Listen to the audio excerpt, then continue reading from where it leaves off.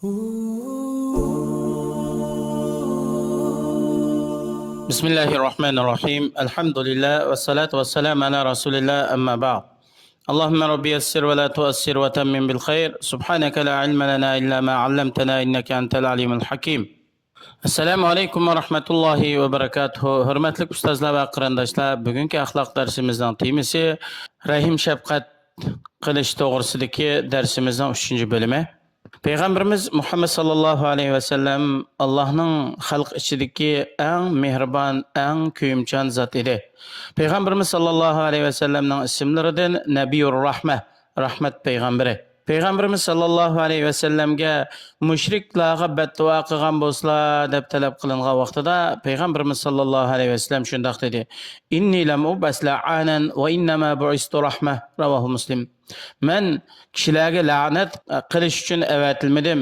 Haqiqatan men kishilarga rahmat qilib avatildim deb javob bergan. Peygamberimiz sallallahu aleyhi ve sellem Taif xalqini Allah'ın diniga da'vat qilish uchun chiqqan vaqtida ular Peygamberimiz sallallahu aleyhi ve sellemga nihoyat bek aziyat yetkazgan. Peygamber aleyhisselamga Taifning ko'chalarida toshchamlarni etib, Peygamber aleyhisselamning muborak oyoqlari qonga to'shib ketgan.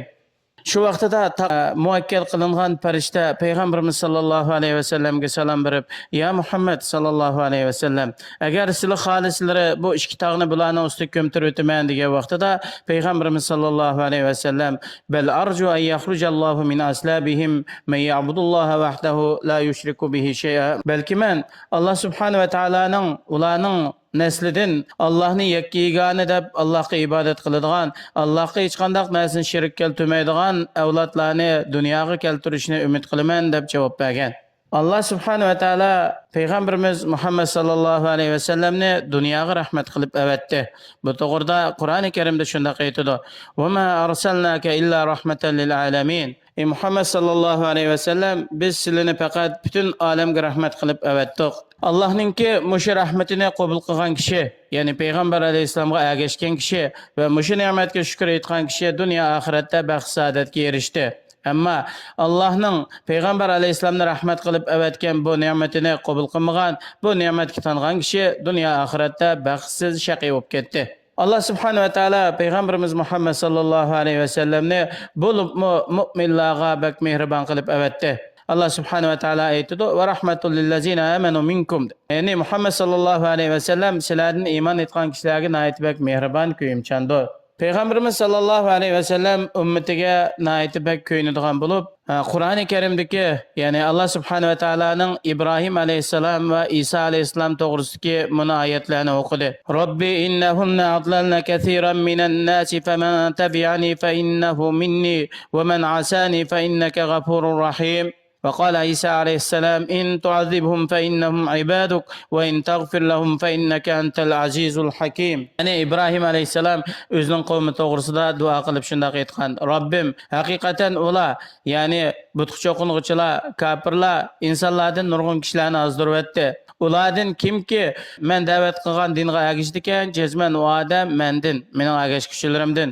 Kimki menga osiylik qiladi ekan, men da'vat qilgan dinga ergashmaydi ekan, haqiqatan sen kechirim qilg'uchi, mehribondursan. İsa aleyhisselam mundaq degan: Robbim, agar sen ularni azoblasang, haqiqatan ular sening bandalaring. Agar sen ularni kechirim qilsang, haqiqatan sen nihoyatda g'olib, hikmat bilan ish qilg'uchi. Peygamberimiz sallallohu alayhi va sallam ikki qo'lini ko'tarib shundoq dedi: Allohumma ummati ummati. Ey Allah, mening ummatim deb yig'lab ketdi. Allah subhanahu va taolo hammani bilguchi zot, yani Cibril aleyhisselam dedi: Ey Cibril, Muhammed'nin qishiga bağın, onundan nima uchun yig'laganligini so'rab baqqin dedi. Vaholanki Allah subhanahu wa taala hammani bilib turg'uchidir. Cibril aleyhisselam Peygamber aleyhisselamning qishiga kelib, Peygamber aleyhisselamdan nima sababdan yig'laganligini so'radi. Peygamberimiz sallallohu alayhi ve sellem ummatidan ansirab yig'laganligidan xabar berdi. Allah subhanahu wa taala bunu bilib turdi. Allah aytdi: Ey Cibril, sen Muhammed'ning qishiga bağın, aytqin: inna sanurdika fi ummatika va la nasuka. Biz Fatqana seni ummating to'g'risida ko'nglingni xursand qilamiz, seni rozi qilamiz, biz seni hargiz mahab qilmaymiz.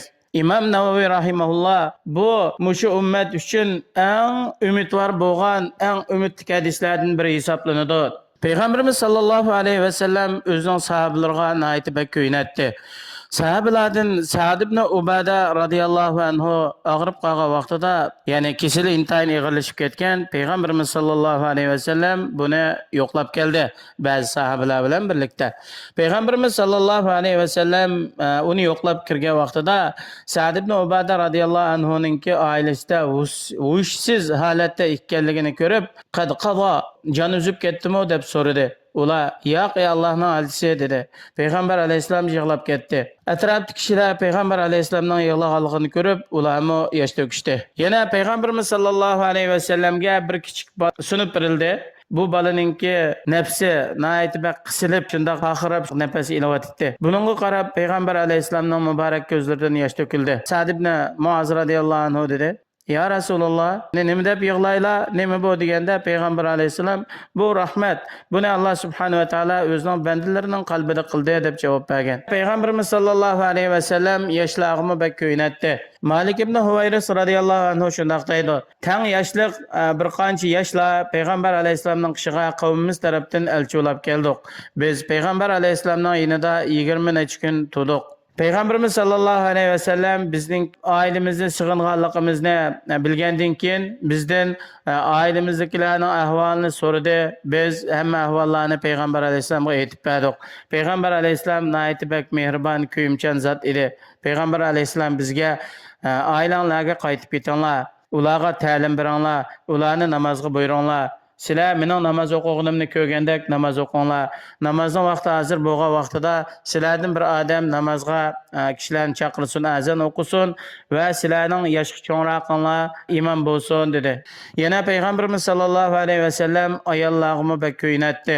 Bolasi yig'laganlik sababidan onalarga namoz qiyin bo'lib qolmaslik uchun namozni yengil qilatdi. Payg'ambar alayhissalom bunday deydi: "Men namozga kirgan vaqtimda namozni uzun o'qishni maqsad qilatdim. Ondan kichik bolalarning yig'lagan ovozini anglayman. Shuning bilan o kichik bolaning yig'isidan bolaning onasi bir xil haraj, qiyinchilik tatib qolmasin deb namozni nihoyat yengil o'qitaman." Peygamberimiz sallallohu alayhi ve sellem uşaq balalarımı naitibek kuyumchan edi. Anas raziyallahu anhu shunday deydi: "Men Peygamber aleyhisselamdan bek ayoli bola chaqalarga mehribon bo'lgan bir kishini ko'rmadim." Peygamberimiz o'qiyotdi. Hasan va Husayn bu ikkiylar naiti yangidan ayağı chiqqan, yiqilib qopib Peygamber aleyhisselamning qishiga keldi. Peygamberimiz sallallohu alayhi ve sellem minbardan tushib bu ikkiylarni ko'tarib o'zining oldida o'tag'izdi. Enandan keyin mundaq dedi: "Alloh va Allohning rasuli rost aytdi. Innama amwalukum va auladukum fitna." Haqiqatan sizlarning mol-mulklaringlar, bola-chaqalaringlar bir sinoqdir. Men bu ishga kichik sabi narsida bu vaqtlarga qaradim. Bular yani yiqilib qo'pab, tamtilab kelyotidi. Shunga men sabr qilolmadim va xutbini uzib qo'yib bu ikkisini ko'tarib oldim dedi. Ibn Qayyim rahimahulloh aytadi: "Mana bu payg'ambarimiz sallallohu alayhi va sallamninki kamoli rahmati va kichik bolalarga bo'lgan kuyimchanligida va ular bo'lgan mehr shafqatidan iborat. Bu bo'lsa payg'ambar alayhissalomdan mushu ummatga rahim shafqatni va kichik bolalarga mehribonlik qilishni ta'lim berishdan iboratdir." Allah subhanahu wa ta'ala hammalarning qalbimizga mehr shafqat, rahimdillikni qalbimizda ziyoda qilsin.